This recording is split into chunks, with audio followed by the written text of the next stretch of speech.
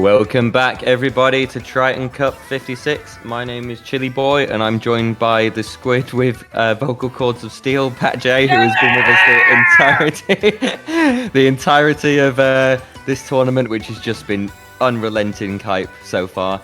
We are going into the Losers Semis with Please Forfeit, a team that have been absolutely menacing in recent tournaments. They just took the crown for the most recent paddling pool on Wednesday, and they are eager to fight for the crown for Triton Cup as well. And they are versing BLOK, who have been causing a lot of carnage themselves tonight, haven't they, Pat?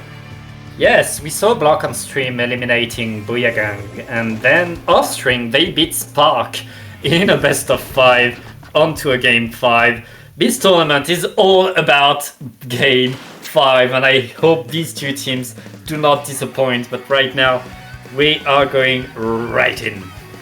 We are, and sadly, because we're Losers Semis, this will unfortunately only be a best of 3, so game 5 not possible, but game 3 absolutely possible, and I want to see that kind of close back and forth that has just been so exhilarating all evening. Zenith, of course, being a monster on the Splatana Wiper, but they're having to retreat here because they're 2 players down. That's a sensible decision, saving the stamp. Missiles are, oh, it's the Deco, so no, sorry, the missiles now, I'm going to have to get used to that. Trying to do that to stop the zone. Yoshell, of course, a menace on the Elite. They're doing everything they can to try and find a way to get a penalty, but they're 2 players down again, so BLOK coming out swinging here. Yeah, BLOK getting a lot going, and it looks like Please Forfeit is back to the drawing board. They haven't gotten anything going their way so far, and BLOK, with 40 points remaining, are in a very good spot right now. I mean, this is incredible gameplay from BLOK. They still keep up the offensive pressure, getting a beautiful last-second photo finish splat before that crab tank ran out. Yoshell doing everything they can again to apply some pressure, but look how purple that zone is, and with 2 players down, BLOK just absolutely flawless with that game. What a game by BLOK! And Please Forfeit, we're not used to see them get a spanking like that. But this tournament is stacked.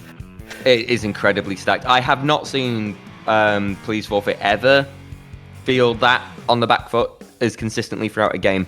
So BLOK, I don't know too much about them. I don't know if they're kind of a pickup or if they're a team that I just haven't had the privilege of coming across up to now. But wow, showing that they completely deserve to be where they are, and probably putting Please Forfeit in a position where they're considering forfeiting, to be honest, after that.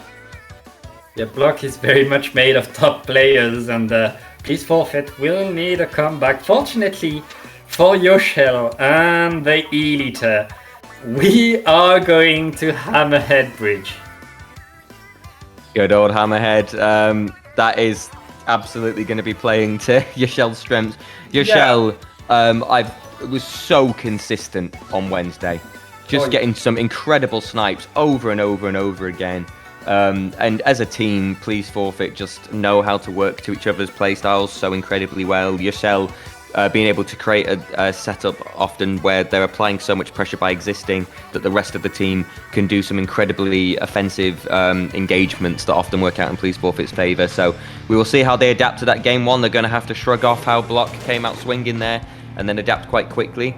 Composition-wise, it looks like they're having faith in what they use regularly. That makes sense. We're seeing the squeezer that is not bugged anymore, thankfully, on BLOK's side. Yeah, and that squeezer with the wall is going to give a lot of relief against Yoshell's Deathlook. And Yoshell is going to get a snipe right away. That's going to give Please Forfeit at least a bit of... Well, never mind. BLOK is coming in so strong. It is just Nicoloko right now with a splash and getting the jump out, maybe? Yes, they do. But BLOK in full control. That's going to be a snipe on the squeezer though. That's going to allow Please Forfeit to get back near the zone, and they're already there. Ultra Stomp is going to get denied.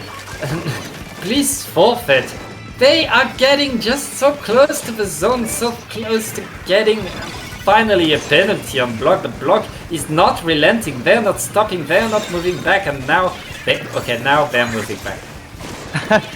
It took them a long time to move back, though. I think most teams would have retreated so much time ago, but BLOK so confident in their mechanical abilities that confidence being proven to be correct because they've won a bunch of these exchanges.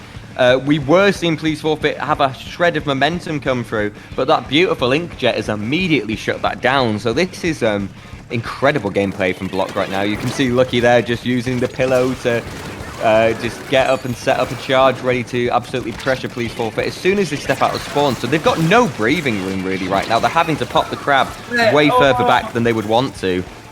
And that crab is going to get a suction bomb in the back. BLOK 33 points away from the win, and it doesn't look like Please Forfeit has any plan to paint the zone, and Yosha is going to get picked by a suction. That's so bad for Please Forfeit. Please Forfeit just has that crab and the Tri-Slusher to paint the zone, and they have to throw everything they have right now. BLOK in full control is going to get... No! Baby! What? Okay.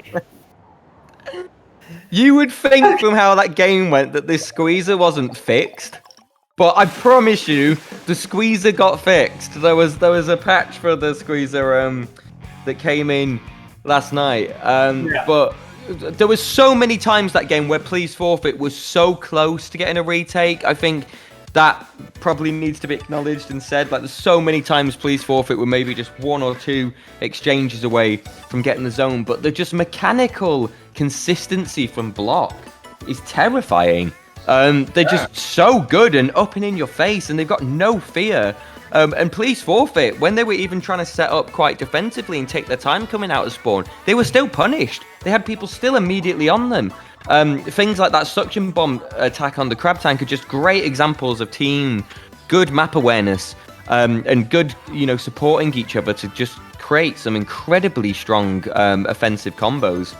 And with a snap of our fingers and with a blink of our eyes, we're already going to be seeing Pride Month get challenged on our screens again versus BLOK for the Losers Finals. But Please Forfeit are an incredible team.